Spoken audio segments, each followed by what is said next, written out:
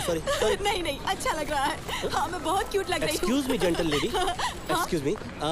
दरअसल आप गलत दिशा में जा रही हैं।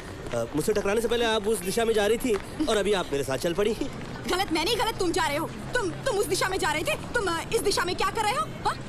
शक्ल से तो तुम शरीफ नजर आते हो, इरादा क्या है तुम्हारा? शर्म नहीं आती तुम्हें? मुझसे गलती हो गई। हाँ, सर फिरा कहीं का। हाँ, आ रही हूँ। देखा देखा, मैं ना कहती थी।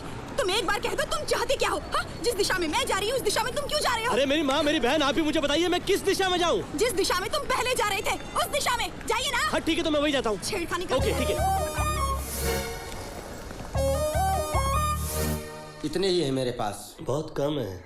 तुझे जाना है अमेरिका, इतनी दूरी और इतनी छोटी तिजोरी। बेहतर है तुम मुझे दे दे।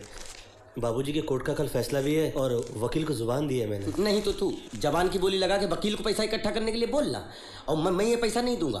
तू ये पैसा कोर्ट कचहरी में नहीं लगा रहा है, तू ये कुएं में फेंक रहा है। तू समझ नहीं रहा बात को। गलत बोल रहा है तू। शिक्षक देश का भविष्य बनाता है, उसका वर्तमान देश नहीं बिगाड़ सकता।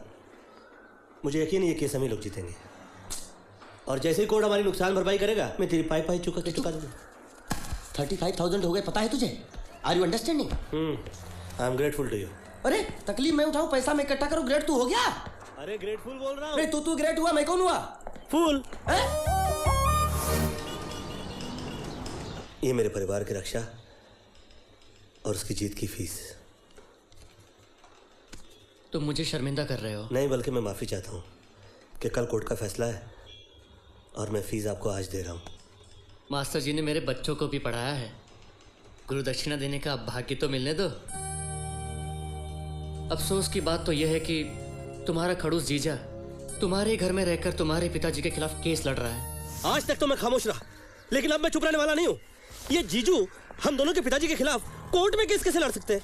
नहीं, अपने ससुर के खिलाफ लड़ने को इनको शर्म नहीं आती? मैं क्या करूं, वो मेरी सुनते थोड़ी हैं। 40 साल बाबूजी ने स्कूल के अंदर पढ़ाया लिखाया।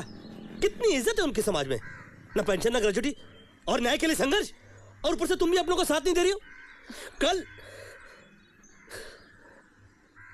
कल कोर्ट में फैसले का दिन है। जीजू चाहे तो केस छोड़ सकते हैं, समझा देना उनको। अरे दीपक, आपने तो मुझे भीष्म पितामह बना दिया बाबूजी। वो कैसे? दरअसल जीत मैं आप ही की चाहता हूँ, लेकिन लड़ना स्कूल की तरफ से पड़ रहा है। प्रोफेशनल एथिक्स जिसकी शिक्षा मैंने आप ही से पाई थी, ये कैसे भूल सकता हूँ? और ये भी कैसे भूल सकता हूँ कि 20 साल पहले जब इस स्कूल को लीगल एडवाइजर की जरूरत थी तो इस पोस्ट के लिए आप ही ने मुझे चुना था। और अपनी बेटी के लिए भी। मुझे तुमसे कोई शिकायत नहीं है विनायक। तुम अपना फर्ज निभाओ, मैं अपना फर्ज निभा रहा हूँ। तो बाबूजी दीपक को भी समझाइए ना इस बात। ना समझे